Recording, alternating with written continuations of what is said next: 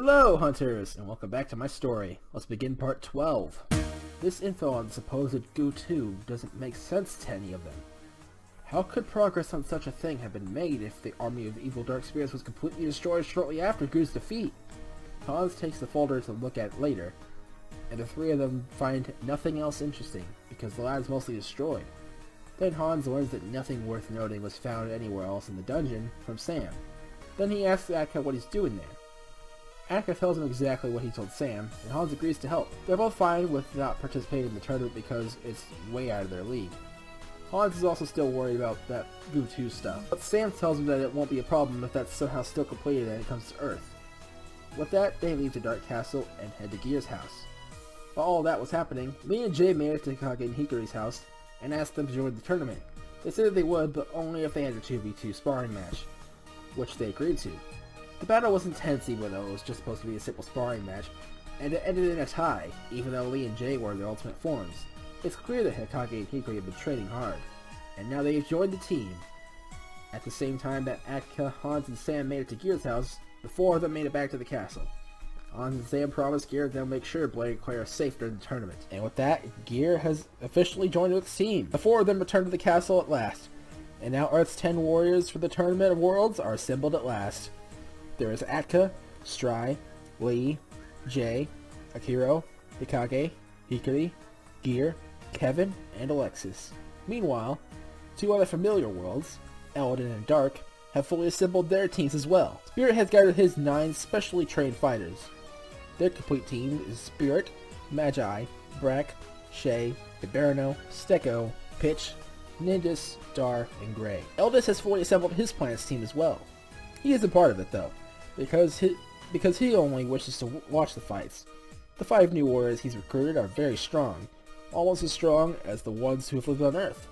The 5 warriors he's recruited are a Tiger Chimera named White, a Zebra Chimera named Pierre, a Lion Chimera named Leon, a Hippo Chimera named Oppo, and a Cow Chimera named Cowie. Their fully assembled team has Roshan, Jr., Godi, Raihi, Wormwood, White, Leon, Pierre, Oppo, and Cowie. All the teams are assembled, and now Earth's team stays the night at Sheraton Castle.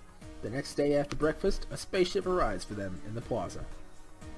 Spirit and his other warriors are in there. They agree to take them to and from the tournament grounds since there are no big spaceships on Earth.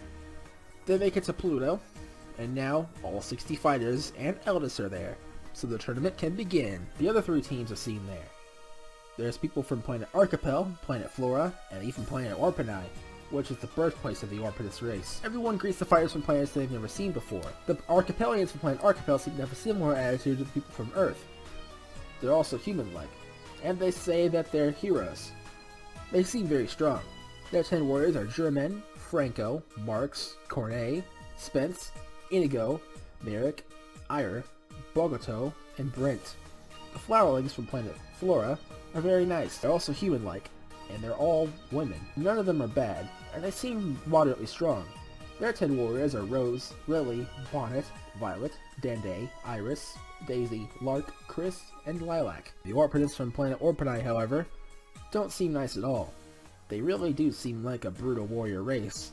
They especially hate the 5 half-Orpidus warriors because they're half-breeds. Alexis doesn't take too kindly to their disdain, and she yells at the king, Orpano, who's a fighter there. She says she would have rather had the evil dark spirits get them instead of the Shadix and Goyers, but then he says that couldn't happen because they were allies.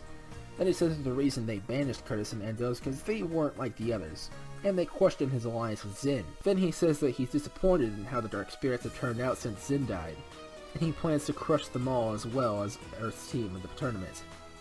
Eldest tells him to be quiet while he gets things started. Then he goes over the rules again, and he tells him the prize for the tournament.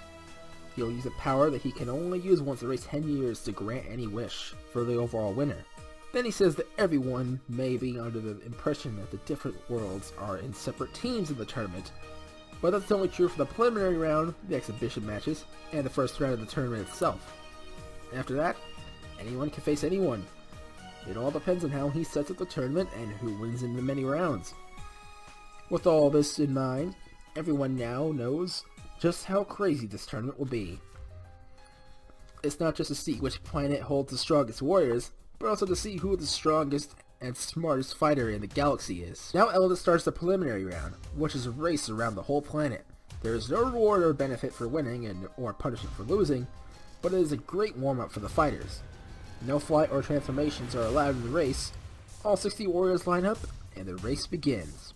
Several warriors end up far behind right from the start. It's an intense race, but in the end, German from planet Archipel wins. Others in the top 5 are Spirit, Gear, Hikage, and Hikari. The others who were ahead finish at the same time as each other, shortly after. After that, all but one person finished the race. Brack from planet Dark finishes last. Atka sees a lot of potential in German.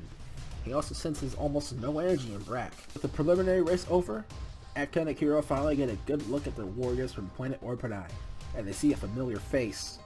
It's Enzo. They're very surprised to see him, and so are Roshan, Raihi, Hikage, and Hikari. They all ask him what he's doing on their team, and how he got there.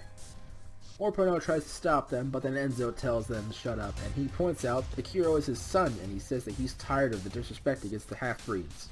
Orpano gets even more mad and says that that type of disrespect is exactly why he banished it in the first place. Then Enzo glares at him. This scares him and he angrily walks back to the others in the group. It's clear that Enzo is stronger than Orpano. He turns back to the others and begins to tell them what happened. Over 4 years ago, he suddenly woke up in the ice cave. This is when Atka learns that the wish he made back then with Lexus also brought Enzo back, and it likely brought his wife back too. When he awoke, there were dark thoughts and voices in his head, telling him to kill and destroy and to serve the darkness. He still had remnants of darkness in his heart from when he was possessed, and he still remembered everything he did back then. He also had no idea if anyone in his family was still alive. Because of this, he headed to the spaceship he used to get to Earth when he was banished, and went out to space to start his life anew. He felt he wouldn't be accepted on Earth after all he's done, plus he wanted to get away so he could deal with those dark thoughts in peace.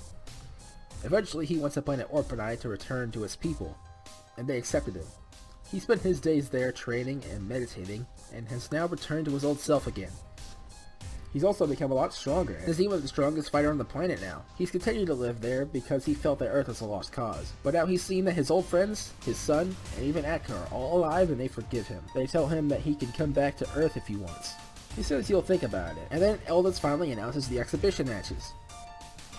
There will be 2 battle royales, one with 1 warrior from each planet, and the other with 2 warriors from each planet. Apart from that, it will follow the same rules as the normal tournament. Now at last, the 10 warriors from planet Orpanai introduce themselves. They are Orpano, Enzo, Steven, Andy, Mike, Juan, Eric, Nate, Leo, and Don. Now each team decides which fighter will go into the first match. Akira from Earth, Pierre from Eldon, Gray from Dark, Steven from Orpanai, Bogoto from Archipel, and Lark from Flora are all the warriors who will battle in this first exhibition match. Now this first battle begins, and they all begin fighting each other in the ring. Although it's a battle royale, everyone begins fighting one-on-one. Pierre and Lark fight against each other, Bogoto and Gray fight each other, and Akira and Steven fight each other. Steven and the other 9 fighters from Orpanai are able to turn blue to everyone's surprise, so Steven turns blue, and so does Akira. It's an even battle since Akira isn't going beyond the blue form, but he wins the fight. Enzo sees how far his son has come, and the other Orpanists begin to respect the half-breeds a bit more, but still don't want to admit it. Pierre and the other selected chimeras can also transform, like Roshan and the others. He transforms against Lark and easily defeats her. Bogoto and Gray are evenly matched, and are still fighting as Akira and Pierre challenge each other. At the exact same time, Akira defeats Pierre and Gray defeats Bogoto. Then the 2 fight. Gray unleashes his full power, and it turns out to be too much for Akira as he currently is.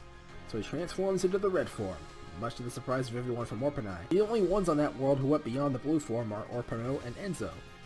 Enzo is proud of his son now, and the others respect the halflings even more now, but still refuse to show it. Akira defeats Gray and wins the first exhibition match. Now Eldest explains why he's doing these rounds prior to the tournament. It's for the fighters to get warmed up, and for everyone including himself to get a taste of what's to come in the actual tournament. Then Franco asks him what happens if someone wins and is too exhausted to fight later in the tournament, or if someone gets severely injured in the battles ahead. Eldest tells him that won't be a problem, because he has a supply of miracle water to restore the fighters when they're injured or exhausted. This substance only exists on a few planets throughout the universe, Earth and Eldon being 2 of them, so the people of Orpanai, Archipel, and Flora don't know about it. Now that they know this and everyone has returned to their seats, the next exhibition match can begin. The rules are the exact same as the first, except now a team of 2 will represent each world. Those 2 must work together, and none of those fighters can be one that was in the first exhibition match. Atka tries to step in for the round, but then Hikage and Hikari stop him, and say that they want to test out how well their teamwork has gotten from all the training that they did, and Atka lets them go. White and Leon from Eladin, Pitch and Nindis from Dark, Leo and Dawn from Orpanai, Spence and Brent from Archipel, and Rose and Lily from Flora all go down to fight. This battle starts similarly to the last, with there only being 2v2s at the start. Spence and Bren fight Rose and Lily, White and Leon fight Leo and Dawn, and Hikage and Hikari fight Pitch and Nindis, the final round before the tournament begins. Thanks for watching part 12 of this story. Stay tuned for part 13, where the Tournament of Worlds will finally begin. I'll see you guys then. Happy hunting!